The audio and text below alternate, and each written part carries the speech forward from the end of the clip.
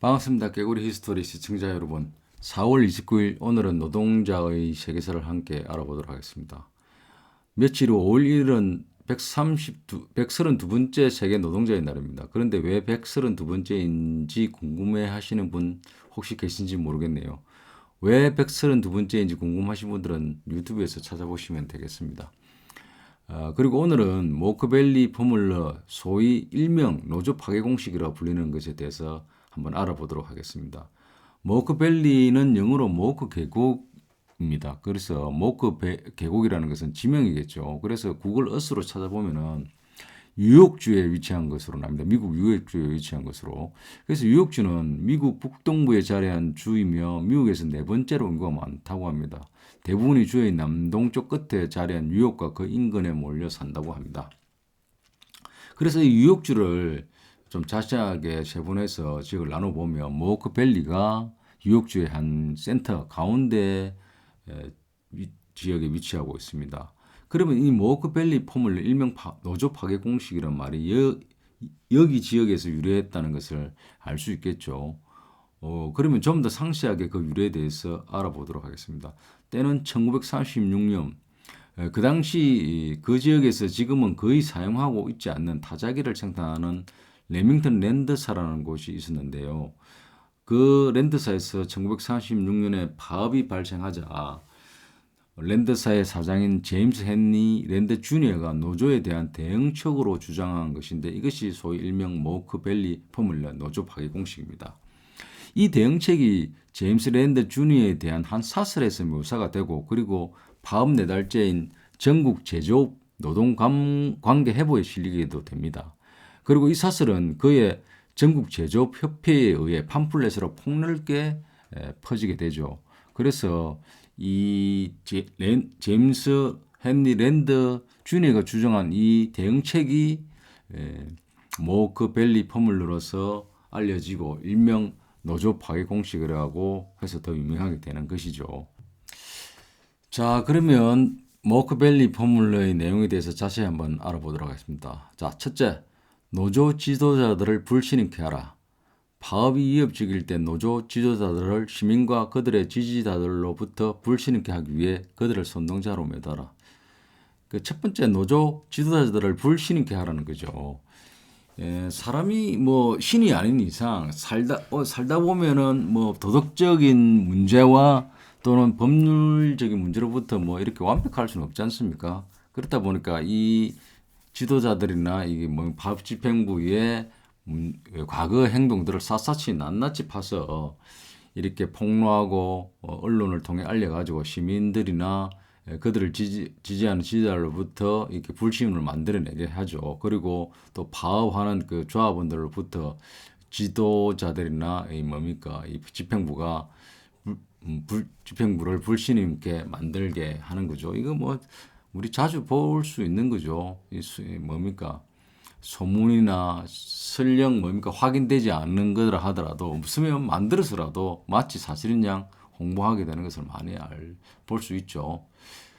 자, 두 번째, 공장을 옮긴다는 위협을 통해 경제적 압박을 행사하고 그리고 은행과 지주 그리고 사업가들로 시민위원회를 구성하라. 자, 공장을 옮긴다는 항상 위협을 하게 되죠. 파업하면 뭡니까 문 닫겠다는 소리 뭐 이거는 기본적으로 하는 거죠. 문을 닫겠다 파업을 계속하면은 그래서 파업을 뭡니까 분열을 조장하고 이렇게 뭡니까 파업이 실패하도록 행사하죠. 그리고 파업이 뭡니까 이렇게 예상외로 강하거나 쉽게 무너질 것 같지 않으면 은행과 지주 그리고 사업가들로 시민위원회를 구성하라. 또 이 사람들이 아니라 회사에 그리고 자본에 유리한 뭡니까 이 구성원들을 통해 가지고 시민위원회를 구성하라는 거죠. 우리가 자주 볼 수 있는 거죠, 이거. 자, 그리고 세 번째, 법과 질서라는 깃발을 높이 들어라. 법과 질서라는 미명 아래 날조된 폭력을 배경으로 지역 사회를 법과 경찰의 무기에 동조하게 하고 노동자들도 지역 사회의 다른 이들과 동등한 권리를 가진다는 것을 망각토록 부채질하라. 우리가 법과 질서라는 그 미명 아래 모든 것을 뭐 이렇게 묻혀버리게 하죠. 마치 이렇게 뭡니까 언론을 통해 가지고 노조의 그 폭력적인 파업이나 배경 어떤 이렇게 충돌 같은 것들이 왜 일어났는지에 대한 원인은 알아보지 않고 그의 폭력적이고 이 자극적인 부분을 계속 내 보냄으로써 그것을 법과 질서라는 미명 아래 경찰이 뭡니까 이거 폭력을 경찰에 뭡니까 이게 물리적 동원 힘을 동원해서라도 이렇게 제압해야 된다는 당위성을 계속 이게 들도록 법과 질서라는 미명 아래 깃발을 높이 들고 그거를 정당화하는 작업을 하게 되는 거죠. 자, 네 번째. 대중 집회를 파업에 대한 여론을 조장하는 것으로 규정하고 시민위원회를 강화하라. 대중 집회를 하게 되면은 아무래도 여론의 관심을 가지게 되죠. 그리고 여론의 관심을 가지게 되면 기업이 어떻게 하는지, 자본이 어떻게 하는지, 그리고 왜 파업을 하게 되는지 관심을 가지게 되죠. 그래서 이러한 대중 집회를 여론을 조장하는 것으로 규정하고 시민위원회를 강화하라는 거죠. 자, 이렇게 하면 강화하라면 이해가 잘 안 되시는데 이 사진을 한번 보십시오. 이 사진에 보면 뭐라고 나와 있습니까? 국가 경제 발목 잡는 불법 파업 결사 반대. 파마하게 되면 이런 이상한 듣다 보다 못한 시민단체들이 나타나서 이런 편말 들고 이렇게 언론 플레이를 하게 되는 거죠. 이런 걸 바로 대중집회를 여론을 조장하는 것으로 강화하고 시민을 강화하는 대표적인 예인 것이죠. 다섯 번째, 파업 참가자를 위협하기 위해 대규모 경찰력을 구성하고 심리적인 효과를 행사하라. 지역경찰, 주경찰, 자경단원, 용역깡패죠. 그리고 가능하면 다른 지역에서 선발된 전문적인 용역들을 활용하라. 자, 이 사진을 보시면 쌍용 자동차 파업 때 이 용역깡패를 동원한 이 파업을 진압하는 장면입니다. 이 용역깡패들이 보면은 이게 하얀 이 뭡니까 이게 모자를 이게 딸바가치입니까 이게 플라스틱 모자를 쓰고 안전모를 쓰고 이 뭡니까 이게 그 소화기, 쇠파이프, 방패 거의 뭐 이거 뭐 불법적이라 해도 뭐 이거는 뭐 말이 안 되는 폭력적인 거죠. 그런데 이러한 사항들 경찰이 모르냐? 경찰이 다 알고 있죠. 뒤에 경찰이 있습니다. 이걸 뭐 거의 뭐라 합니까 이거 사주는 하지 않았지만 방조하는 거죠. 묵인하고 이 용역 업체가 경찰의 용인이 없으면 이 투입이 될 수 없습니다. 경찰이 묵인한 거죠. 거의 뭐 그래서 이 용역 깡패들을 동원해서 진압된다는 그런 뭡니까 이 위협을 가하게 되는 거죠. 대표적인 심리적인 효과를 행사하게 되는 것이죠. 자, 그리고 여섯 번째, 의용노조를 이용하라. 고용주에 의해 비밀리에 조직된 소위 충성직원이라 불리는 꼭두각시 의용노조에 의한 직장 복귀 운동으로 파업 참가자들에게 그들의 주장에 희망이 없다는 것을 확신시켜라. 여러분들 의용노조 뭐 이거 파마하면 이게 의용노조는 새로운 노조 특히 민주노조가 들었으면 반드시 의용노조가 들었습니다. 뭐 나홀로 노조라든지 또는 그 회사에 말 잘 듣는 사람들만 모아가지고 의용노조를 만들게 되죠. 이거 뭐 숱하게 보는 상황입니다. 특히 복수노조가 허용되고 복수노조가 허용되는데 그 뭡니까 교섭장구 단일화라는 무기를 써가지고 기존 민주노조를 무력화하는 수단으로 이용하죠. 의용노조를 여러분들 잘 아실 겁니다. 이거는 뭐 필히 나타나게 되죠. 일곱 번째, 직장 복귀를 공포하라. 충분한 대응책들이 마련됐을 때 꼭두각시 의용노조의 직장 복귀 요구에 의한 직장 폐쇄 철회 날짜를 정하라. 충분한 대응책이 마련되면은 꼭두각시 의용노조가 회사에 이제 일하고 싶다. 이제 전체 대다수 노동자들이 밥을 멈추고 일하고 싶다 하면서 회사에 반대로 문을 열어라. 다시 공장 가동을 하라는 요구를 하게 되죠. 그러면 이게 회사는 사측은 화답이라 하듯 자 너희들 파업은 실패했다. 대다수 사람들이 다시 일하기를 원하지 않느냐 하는 제스처를 취하게 되면서 복귀 날짜를 공포하게 되죠. 그렇게 되면 파업을 지속하는 사람들 중에 일부는 이게 파업을 하다 보면 힘들고 지치고 하니까 이 복귀하는 게 휩쓸리게 되죠. 그러면서 상당히 노조의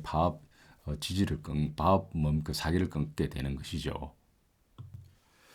여덟 번째, 재가동을 극적으로 연출하라. 재가동을 과장하고 극대화하고 노조의 사기를 꺾는 효과를 높이기 위해 무장경찰 부대의 보호 아래 대규모로 근로자들을 행진케 하고 대문을 열어 제치면서 재가동을 극적으로 연출하라.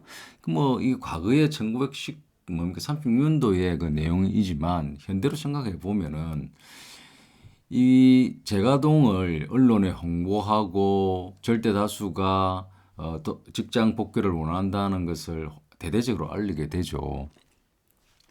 그래서 이게 이게 출근하는 모습들 이런 것들을 언론에 홍보하게 되는 거죠.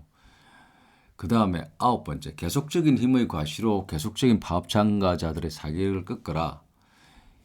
필요하다면 파업 장소를 전쟁 야영장으로 변화시키고 외부 세계로부터 장벽을 쳐라. 그래서 이게 일단 이 파업의 사기가 꺾이게 되면은 계속적으로 밀어붙이는 게 되는 거죠. 예를 들면 이게 한진중공업 파업을 보면은 그 파업이 길어지고 계속적으로 이게 국가의 힘인 경찰력이 공권력이 투입되고 공권력을 통해서 노조를 폭력과 무력으로 이렇게 진압하게 되자 그러한 것들을 외부와 이게 단절시키기 위해서 그 공장 대문을 이렇게 그 감옥소보다 더 높은 이게 철문으로 이렇게 막고 안에 회사 내 모습을 전혀 파악할 수 없는 장벽을 치게 되죠. 그런 걸 보면은 이 아홉 번째 내용이 쉽게 이해가 되죠. 자, 그리고 열 번째, 홍보 공세를 유지하라. 공장은 완전 가동 중이며 파업 참가자들은 일할 권리를 방해하는 소수에 지나지 않는다는 주제로 홍보 공세를 퍼부어라. 이렇게 함으로써 활동은 끝나고 고용주는 파업을 박살낸다. 일단 노조가 이렇게 꺾이고 파업의 기체가 꺾이고 외부로부터 차단당하게 되면은 아주 소수의 그 파업 지지자들만 남게 되고 외로운 싸움을 하게 되죠. 그리고 계속해서 의용 노조를 통해 가지고 파업 참가자들을 따돌리게 하고 이런 것을 하게 되죠. 그러면 그런 것들을 이제 홍보를 통해 가지고 회사가 잘 가동 중에 있고 파업 참가자들의 요구가 부당하면 아주 일부에 지나지 않는다는 것을 계속 언론을 통해서 퍼붓게 되죠. 그렇게 되면은 노조는 결국은 힘을 잃게 되고 파업이 무력화되는 거죠. 자, 이렇게 해서 그 모크벨리 포뮬러 일명 노조 파괴 공식에 대해서 알아보았습니다. 노조 파괴 공식을 대해서 그 당시 내용을 이렇게 9가지로 이렇게 9가지에서 한 11가지로 이렇게 분류를 하기도 합니다. 9가지로 하는 데도 있고 10가지로 하는 데도 있고 11가지로 하는 데도 있는데 내용은 대동소이합니다. 자, 어땠습니까? 좀 피부로 느껴집니까? 과거의 모습이 현재 어떻습니까? 현재 우리 사회가 과거에 이러한 노조 파괴하는 어떤 과정들과 많이 바뀌었나요? 지금 현재가 헌법에 보장된 파업이 헌법에 보장돼 있음에도 불구하고 파업만 하면은 경제가 다 죽는다, 나라가 망한다, 언론들이 난리치는 모습을 쉽게 볼 수 있죠. 분명하게 헌법에 노동자들의 권리를 보장하기 위해서 노동3법이 보장되어 있고 그 중에 하나인 파업을 단체 행동권을 함에 있었어도 불구하고 아직까지도 우리 사회는 그렇게 파업에 대해서 호의적이지 않습니다. 그래서 오늘은 며칠 후 세계 노동 132번째 세계 노동자의 날을 맞이하는데요. 오늘은 세계사에서 일명 노조 파괴 공식이라 일컬어지는 모크벨리 포뮬러에 대해서 알아보았습니다. 다음에는 더 좋은 내용으로 여러분들 찾아뵙도록 하겠습니다.